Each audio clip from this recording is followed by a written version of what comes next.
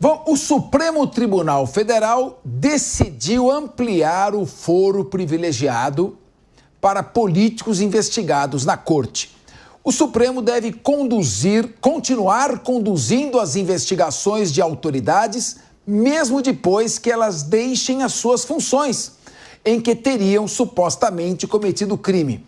Até então, aplicava-se o foro privilegiado apenas aos crimes relacionados ao mandato e apenas durante o período em que o político estivesse ocupando o cargo. Professor Túlio Nassa, o maior desespero nesse país é para autor de livro de processo penal. Eu tenho pena dos professores de processo penal e nos quais me incluo. Conheço um bom, hein? Porque é um vai e vem que ninguém entende. Afinal de contas, o que diz a Constituição?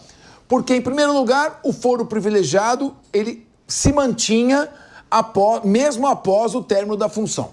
Depois, com o término da função, cessava o foro privilegiado. E aí foi além. Nem mesmo os crimes praticados na função davam direito ao foro privilegiado se eles não tivessem relação com a função. Sim.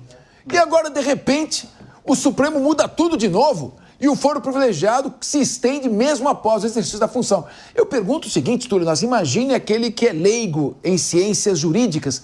Ele fala, ai danado, por que será que o ex-presidente Lula foi julgado na primeira instância e o ex-presidente Jair Bolsonaro está julgado no Supremo Tribunal Federal? Tô entendendo nada, Sô. Explica para nós. Olha, Capês, eu como professor também, na área do direito administrativo, não do direito penal, mas eu também tenho a mesma dificuldade, não só com os leigos, com os alunos, realmente, né? Eu lembro do caso da prisão em segunda instância também, que uma hora era proibida, depois ficou permitida e voltaram atrás, né?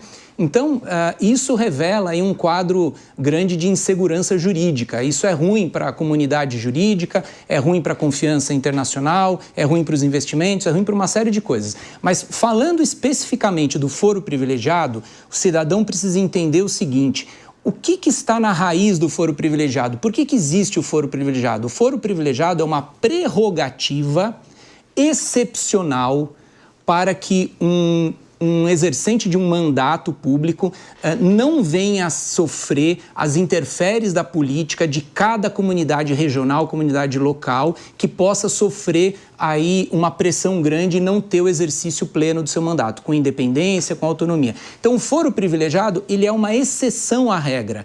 Por quê? Pelo princípio da igualdade, todos têm que ser julgados pelos mesmos juízes, pelo juízo natural.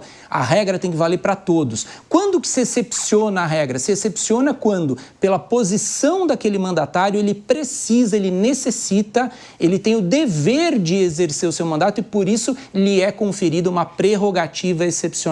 E, portanto, como toda excepcionalidade ao princípio da igualdade, da isonomia, ele deve ser interpretado de maneira restrita. Então, o Supremo Tribunal Federal agia muito bem quando delimitava que o foro privilegiado deveria existir apenas e tão somente em relação aos atos praticados no exercício do mandato e no prazo de duração desse mandato, para que, acabado essa necessidade como uma prerrogativa que é, ele volte a ser processado na esfera comum.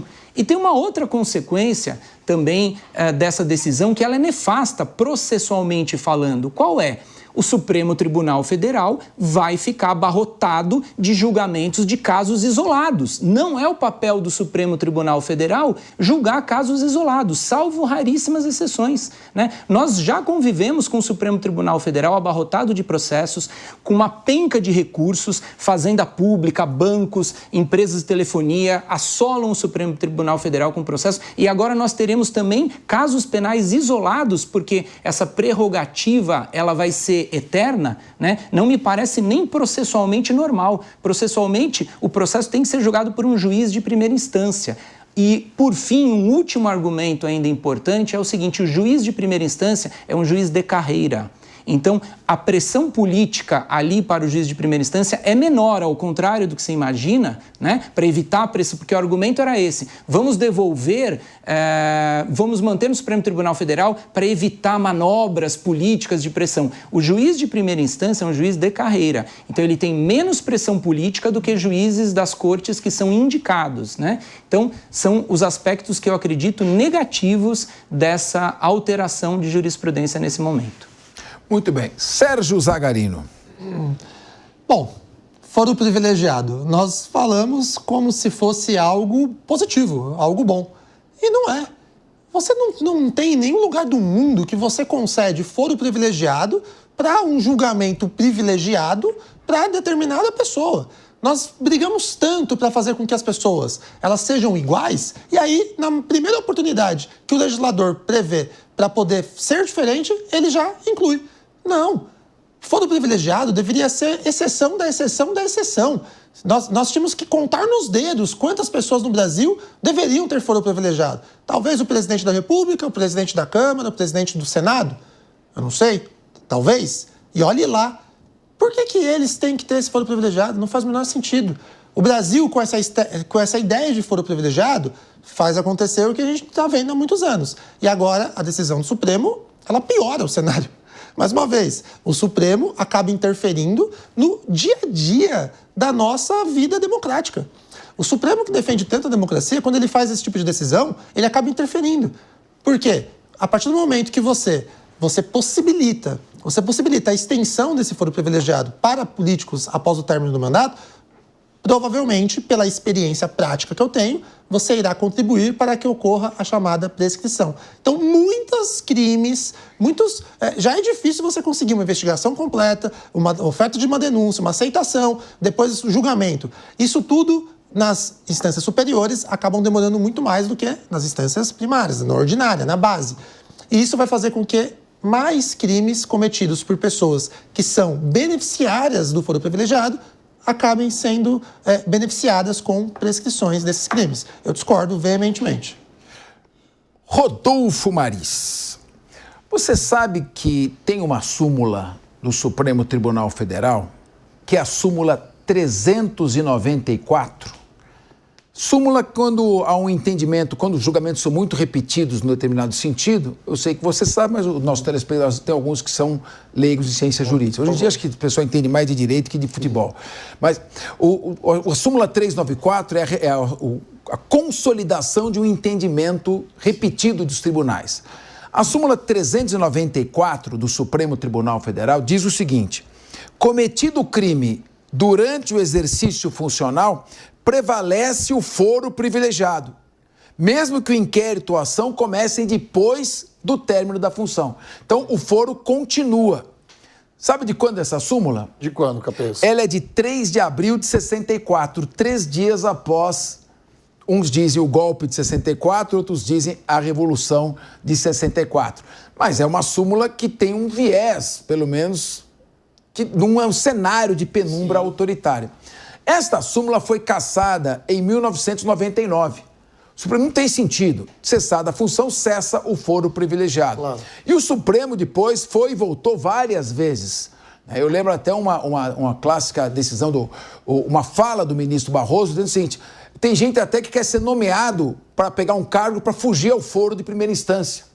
Então, o foro privilegiado tem servido para garantir a impunidade e cassaram. Agora, o Supremo volta e faz novamente isso. Então, realmente, na cabeça do cidadão, exatamente, esse vai e vem, diz assim, mas o que diz a Constituição, afinal de contas? O Supremo interpreta a Constituição. Eu quero saber o que diz a Constituição.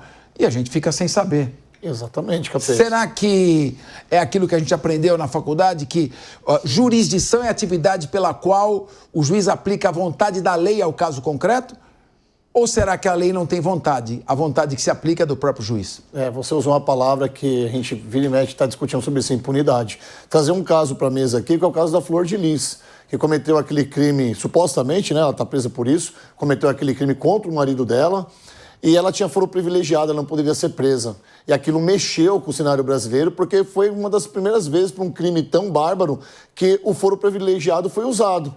E a gente ficou sem entender o que era aquilo. Mas o Nasa, o professor de Direito da PUC, aqui, deu uma aula sobre isso e é muito válido o que diz a lei sobre o foro privilegiado. Doutora Raquel Galinatti, professora também, Zagarino, mestre Capês. É um privilégio para quem está assistindo esse programa aqui, está conseguindo entender o que de fato é o foro privilegiado, que parece que surgiu simplesmente para cobertar alguns crimes ou supostamente para deixar as pessoas que cometem algum tipo de crime impune. Mas olha só, a maioria dos ministros voltou para fixar a seguinte tese, abre aspas, a prerrogativa de foro para julgamento de crimes praticados no cargo em razão das funções subsiste mesmo após o afastamento do cargo, ainda que o inquérito ou a ação penal sejam iniciados depois de cessado o seu exercício. Fecho aspas. Capês, eu estou sem entender isso. Muito bem. Raquel Galinatti, você entendeu? Sim, a regra atual, sem essa decisão, é que aquele político, seja um ministro, um senador, um deputado, que praticar um crime sem relação com o cargo, um homicídio, um estupro, ele vai ser remetido ao foro de primeira instância. A regra hoje, antes da mudança de interpretação. O que eu entendo agora, pelo entendimento, pelos votos por unanimidade, é que o crime praticado por aquele político com foro, por prerrogativa de função, sendo somente ele estando no cargo, independentemente da correlação, ele continuará ali sendo julgado pelo STF, mesmo que cessando o seu cargo e a sua função. Isso é muito confuso, porque vai abarrotar tanto de recursos, sustentações orais, o STF já coloca como culpa da advocacia o excesso de demandas jurídicas e recursos, porém, ao mesmo tempo que o STF pega para si, abarca para si mais funções, ele também restringe a atuação da advocacia a partir do momento que hoje, pelo que eu sei, é negativada a sustentação oral em várias temáticas de recurso no STF. Então, o que a gente percebe é cada vez mais restrita a prática da defesa e da defesa dos direitos e garantias constitucionais. Muito bem. Lembrando aqui que eu sempre faço homenagem ao direito de defesa e ao princípio do estado de inocência e critico aquilo que eu entendo muitas vezes como penas injustas aplicadas desproporcionalmente. Escrevi artigos em relação a isso, inclusive sobre os atos de 8 de janeiro. Por coerência, obviamente, o ministro Jair Dirceu, como não foi condenado com condenação em trânsito e julgado, ele deve merecer, por parte de todos nós, a presunção da inocência também.